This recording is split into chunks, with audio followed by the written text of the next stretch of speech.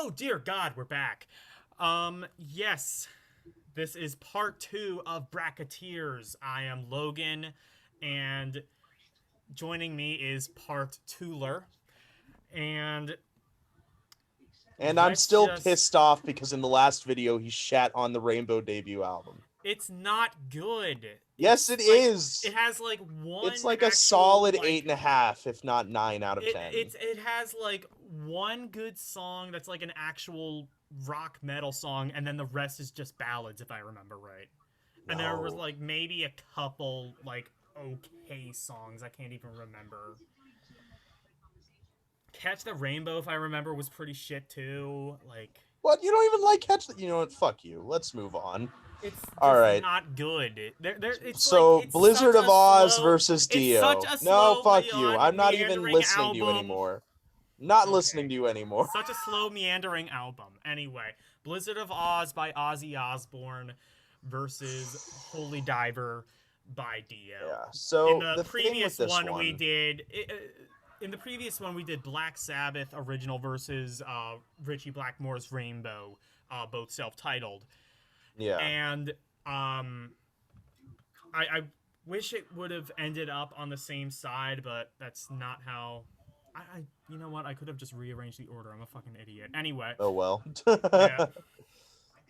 So, all right. The thing with this album, these two albums, I mean, is that I kind of have a sort of complicated relationship with both.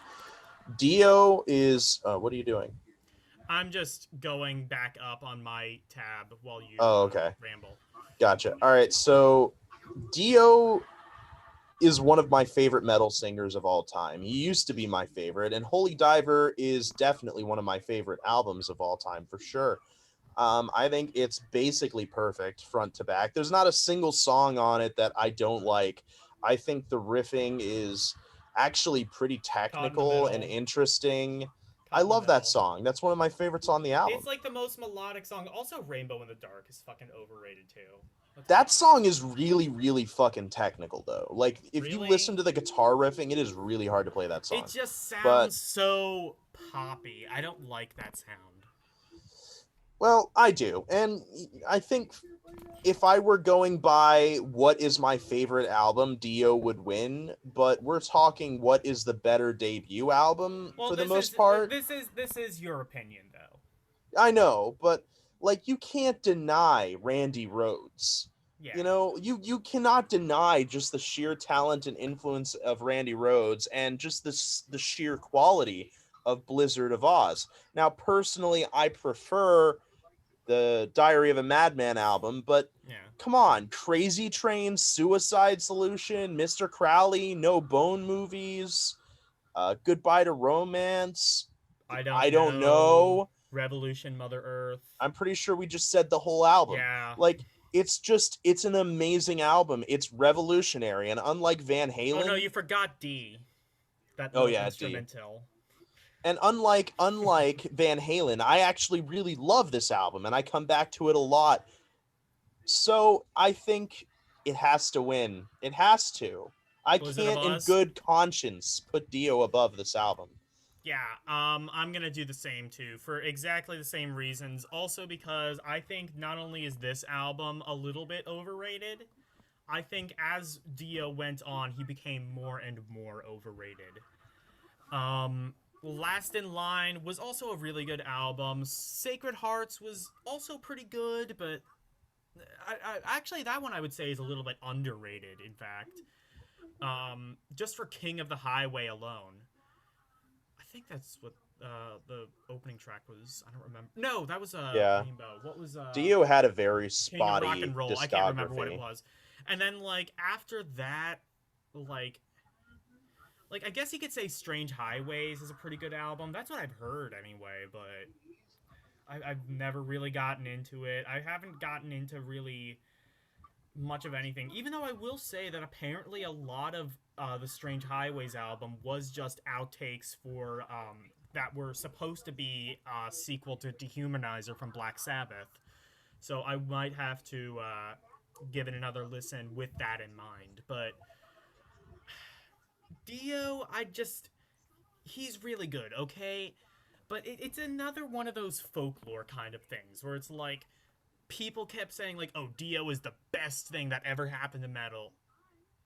Nah, he was really good in Black Sabbath. He was pretty good in Rainbow. His solo career was okay. Elf, nobody even cares about because it's quite frankly not that good. Um, I would say if we're talking about overall consistency, Ozzy had a much better career. I mean, there are definitely bad Ozzy albums in my opinion, but there are more subpar Dio albums, in my opinion. And also Heaven and Hell, with the Devil You Know, I believe is the name of that album. It sucks. I'm just there's like maybe a couple good songs on it, but yeah. So that's my correct opinion. Uh, here, here's something a little bit different. NWA Straight Out of Compton versus Eminem's The Slim Shady LP. I mean, easily NWA Straight Outta Compton. I mean, just sheer influence, overall consistent quality. It's just a better rap album, in my opinion. Yeah, I'm just gonna say that too. Honestly, I mean, it's just such a consistently good rap. Whatever the hell, it's just such a consistently good album. And without this album, we would not even come close to Have having an Eminem. Eminem. Yeah, like Yeah. we would probably still be listening to MC Hammer wannabes if not for Ugh. Straight Out of Compton. Yeah, that was easy. Right, next up, Led Zeppelin's self-titled versus Greta Van Fleet, Black Yeah, Smoke Led Zeppelin Rising. wins. Yeah, Led Zeppelin wins. Fuck Greta Van Fleet. Okay, your turn. Greta Van Fleet wins. Here's why. Because Oh, come on. No. okay, well here's why. So Because they're unoriginal and you like that? no, because they had an unfair advantage. They had the advantage of 40 years of hindsight and already knowing what they wanted to model their career off of. Led Zeppelin, they didn't know if they wanted to be bluesy, like the Yardbirds. I mean, they were originally called I the New mean, Yardbirds. they're definitely bluesy. But no, there's also like some kind of folky songs on here, like "Babe, I'm Gonna Leave You" and Black, what is it? Black Mountain Side, I believe it's called. Yeah, but Um, even those are pretty bluesy. Like Led Zeppelin is without a doubt a blues rock band. there are some folky aspects to this song specifically, or to this album specifically, and they kind of went back to it on Led Zeppelin 3 as well. I mean, yeah, there are exceptions to it, like the Immigrant Song, for example, but like this is just, I think, a little bit too much of a schizophrenic mess, and I'm not entirely sure every song works. I think like well, and let's be honest, the elephant in the room is that most of these songs were plagiarized. If not, well, if not plagiarized, then definitely at least, yeah, plagiarized because they didn't fucking credit half these people. The only real original song off of this album is Good Times, Bad Times, and guess what? It's the worst song on the album. Sue me. Um, I mean, that being said, though, these are some damn good renditions of classic rock and folk and blues tunes. Babe, I'm Gonna Leave You, I believe, is actually lifted from a Joan Baez song. Really good cover. Dazed and Confused, really good cover. Um, The Hunter, or How Many More Times, which took inspiration from The Hunter by Howlin' Wolf. And for the next about 4 albums, they would kind of do this not so subtle wink wink nod nod plagiarism. And don't get me wrong, plagiarism aside, these are damn good. If you look at these songs as covers, even though they were uncredited, which is, I think, really, really scummy. you they are really good songs. That being said, I think Greta Van Fleet had the advantage of already having more of a blueprint in place because this came out in 2017. By 2017, classic rock was literally classic rock. It was the stuff segregated to separate radio stations, whereas this was just rock and roll, pop. So this just wins, I think, by default. So next we have the Shag's Philosophy of the World versus Meatloaf's Bad Out of Hell. And if you don't think these albums are comparable, give Bad Out of Hell another listen and tell me otherwise. Philosophy of the World. Wow, really? Yeah, honestly. Uh, do you have a reason for that? Do I need one? Fair point. Oh god. Honestly, it is a little bit harder than it sounds because I really do not like this album. Me neither. Um, Yeah, I that's would pretty much why I say chose the Shags. I can't stand me. Like, at least I was able to get through I the would say Shags. slight. Yeah, that's a good point. Um, I mean, yeah, that's a good point. I would say that at least I was able to get through it. This has, I guess, maybe some slight glimmers of a moment, but I couldn't even finish it. You and I listened to the whole thing together, and we were like begging each other to turn it off. And we did. We like stopped it. Like, so I have this album on a cassette tape. Did we? I I thought we listened to the whole thing. I don't think we did. Maybe we turned it off. I don't I think we remember. did. I think we turned it off prematurely. I think we kind of agreed. Like there are people who worship this album. Give it another listen, Why? please.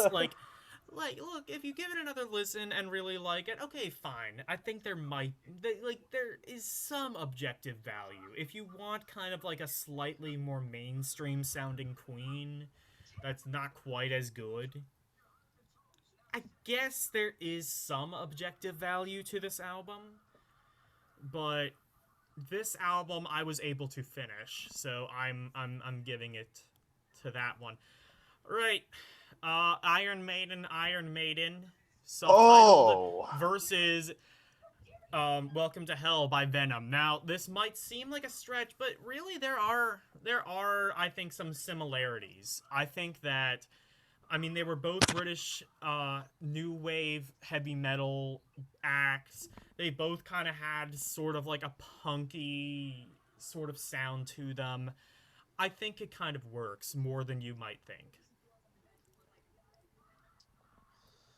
um, this is really, really hard Yeah. because I really like Fuck, this both is of hard these for me too. albums. I'm gonna go Welcome to Hell. I think that's the one I gotta choose because as much as I like Iron Maiden, like don't get me wrong, Iron Maiden Killers are amazing albums. Is Paul Diano a better singer than Dickinson? I don't know. Yes. Based on your preference, I guess. But at the very least, there's a lot of really great songs on these two albums. In my opinion, however, they are not as good as a lot of later Maiden albums. They are not as good as Peace of Mind. They're not as good as Fear of the Dark. They're not as good as Power Slave. They're not as good as Seventh Son of a Seventh Son. You know, I think I just prefer the Maiden of later eras to early Maiden. And Venom is just one of my favorite albums. So based on those two things, I think I just have to pick Venom. So I'm also at a little bit of a loss because both of these I would categorize as some of my favorite albums. This is my favorite Iron Maiden album. I guess you could make the argument that technically they did get a little bit better, but not as much as you might think. See, here's the thing. Paul Diano and Bruce Dickinson are actually about evenly matched in terms of vocal quality. The problem is that Paul Diano never really, at least while he was in Iron Maiden, didn't really get to explore what his voice was capable of. If you want to hear some good Paul Di'Anno Iron Maiden that's more obscure, listen to the single Twilight Zone. It's a really good song, and it kind of does like the Bruce Dickinson operatic screams. Is it as good as Bruce Dickinson? I guess that's up for you to decide. But I think that if they had continued with Paul Di'Anno, they would have gotten just as big, and I probably would have preferred them quite a bit because they wouldn't have gone into the sort of power metal fantasy realm, which I like, but not as much as the dark, gritty, ugly punk of this album and Killers. Welcome to Hell is another really good hardcore punk album that started black metal ultimately. These are both really good albums, but I'm going to give the nod a little bit to Iron Maiden self titled because it is just fantastic front to back. Even Sanctuary, which wasn't even released here originally, I don't believe, is an amazing track. And, you know, a lot of times if a song's not released in America, it's for a reason because it's the weakest song, and Sanctuary probably still is. But still, like, Transylvania alone makes this album a 10 out of 10. And then you get into Fear the Opera, Phantom of the Opera, Prowler, Remember Tomorrow. Charlotte the Harlot is an amazing song. Iron Maiden. Uh, Running Free, fantastic song. You have an amazing album here, and there are people who just really have this unnecessary hate boner for Bruce Dickinson, and that needs to stop.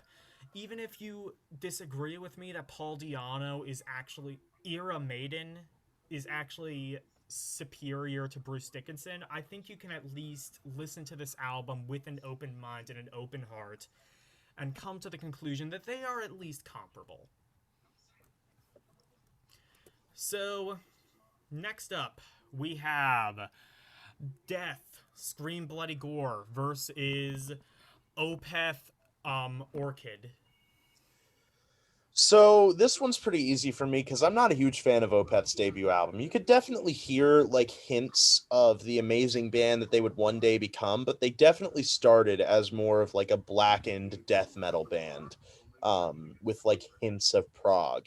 Especially this album is much more like black metal territory. Um, of course, with their next album, they go full fucking What was their prog. next album? Was it Still Life?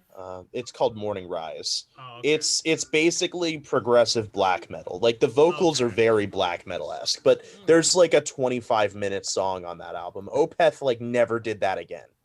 So anyway, I'm not a huge fan of this album personally. I think it's easily the worst Opeth album. Meanwhile, Scream Bloody Gore is potentially, depending on what you personally believe, either you think Possessed, Seven Churches, or Death, Scream Bloody Gore was the first death metal album. But either way, irregardless, Death definitely was one of the first and definitely popularized the genre. I literally listened Definitely. to this album just the other Definitely. day, and it is perfect from front to back. Also, it has a song called Evil Dead on it that's about the Evil Dead, and that's just like my favorite fucking movie That franchise ever. automatically. So yeah, Yeah, I mean, I actually haven't listened to Orchid, and honestly, it does kind of sound a little bit more primitive than this album, just by your description anyway, so I'm gonna give the nod to Scream Bloody Gore anyway. Neither one of these albums I'm particularly a fan of. Well, I haven't listened to this album, but I don't know if I would be a fan of it or not. But I have to appreciate the hell out of this album. I mean, he has like the coolest vinyl copy of this album. It's like a it's blood really cool. splattered record. Yeah. So I mean, it's just really good kind of horror death metal with a lot of like really good horror imagery. And the album following it, I can't remember what it's called, but it is even better, I think. The one following Scream Bloody Gore, I can't remember which one. I think it was Leprosy. No, it wasn't that one. It was the one we listened to on Audioholics. No, that one we listened to as Human. That's Yeah, like yeah. their later album or one of their later Okay. albums. Okay. Um, Death Discography. I'm gonna look it Anyway, up real quick. but yeah, that is my point of view. So while you do that, next up we have It's Leprosy. I was Haken's. right. Okay. Next up we have Haken's Aquarius versus I forgot the fucking name of this. What the hell? Terra Go by Incognito. Yes, yeah, Terra Incognito by Gojira. So, a kind of similar story to Opeth. Gojira's debut album is not really the band that they would become. It's not as good. You can definitely hear hints of it, but it is more straightforward death metal. And there's some really good like moments on this album. Specifically, Space Time is one of my favorite Gojira songs. But it just doesn't compare to Aquarius by Haken, which still stands as one of my favorite albums of all time. It is almost perfect. There's one song I really don't like, Drowning in the Flood, but the rest of the album is amazing, and it has Celestial Elixir, which is one of my favorite songs ever, so it wins. Haken. Yeah. Um, another one Oh, I and haven't really. also, just one last thing, Sun is one of the best ballads ever made. Okay then. I also don't think I've listened to the debut Gojira album.